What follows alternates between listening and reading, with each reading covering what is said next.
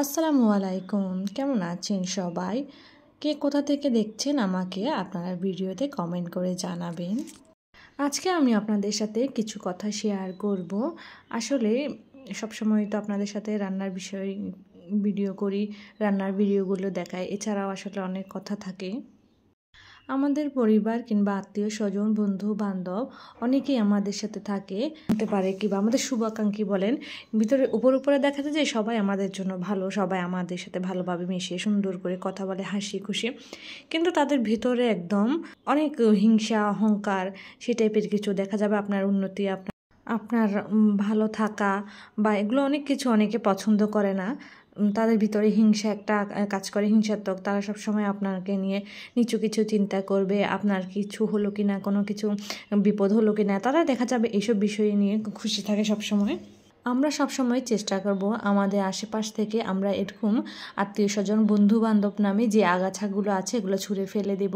আমাদের এরকম আত্মীয় স্বজন কিংবা বন্ধু বান্ধব কিংবা পাড়া প্রতিবেশী যেই হোক না কেন, আমাদের যেন এরকম কেউ না থাকে। লাইফে অনেক কিছু ঘটবে, অনেক কিছু হবে, সেটা নিয়ে আসলে পড়ে থাকার কোনো বিষয়ই নেই। আপনার আত্মীয় স্বজন কে কী বললো, কে আপনাকে নিয়ে হাসি মজা করছে, কে ঠাট্টা করছে, সেগুলো নিয়ে পড়ে না থাকে আপনি আপনার লাইফ খুব সুন্দরভাবে লিড করে যেতে পারেন। আপনাদের সাথে আমার মনের কিছু দুঃখের কথা শেয়ার করলাম। বলতে বলতে দেখেন দুপুরে রান্না বান্নাও শেষ, এখন আমরা দুপুরে খেতে বসবো।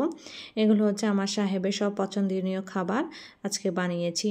আর সকাল সকাল ঘুম থেকে উঠে উনি বাজারে চলে গিয়েছিল, বাজারপাতি একদম শেষ হয়ে গিয়েছিল। তো হালকা পাতলা টুকটাক যা লাগবে তা নিয়ে এসেছিল, কিছু ডিম, চিনি, সেমাই, তারপর হচ্ছে এখানে কিশমিশ, এলাচ, দারচিনি, পেঁয়াজ, এই শুকনো বাজার আর কি যা যা লাগে, আলু। আমি এগুলো সব একে একে বয়মে ঢুকিয়ে নিব। আর কিছু কাঁচা সবজিও এনেছিল, কিছু তো রান্না করেছি। আর এগুলোকে আমি এখন গুছিয়ে রেখে আমি ফ্রিজে রেখে দিব। বাজারে গেলে আসলে বোঝা যায় মধ্যবিত্তরা কীভাবে আছে, কী কষ্টে আছে। আমরা তো যেভাবে হোক চলতে পারি, কিন্তু যারা একদম খেতে পারে না, রিক্সা চালায়, তাদের তো খুবই কষ্ট হয়ে যায়। তো সাহেবকে বলেছিলাম কিছু পিঠার চাল আর টমেটো আনার জন্য, বেশ করে সস বানাবো। তো 12 কেজি টমেটো এনেছে আর হচ্ছে চাল এনেছে। এগুলো ছিল দুর্জার মাছ। আমার সাহেব আসলে আবার পুকুরের মাছ খেতে চায় না। এগুলো এনেছে, কিন্তু পরিষ্কার করার মতো কিছু পাইনি, তাই বাজার থেকে মাছ সবসময় কেটেই আনে। ডালে দিয়ে আমি ঘষে নিয়েছি, দেখেন কীভাবে খুব সুন্দর পরিষ্কার হয়ে গিয়েছে। আসলে সবসময় দেখি আমার সাহেব মাছ মাংস যাই কিছু আনে কিনা সব কিছু বাজার থেকে কাটিয়ে নিয়ে আসে। আসলে আমার কষ্ট হয় বিদায়। আসলে দেখি সবসময় সাহেবরা কিংবা আমাদের হাজব্যান্ডরা সব ছোটোখাটো সব বিষয়গুলো খুব খেয়াল রাখে, খুবই যত্ন নেয়। এই তো আজকে এই পর্যন্ত। সবাই ভালো থাকবেন, সুস্থ থাকবেন। আল্লাহ হাফিজ। আমার ভিডিওটা লাইক কমেন্ট শেয়ার করবেন।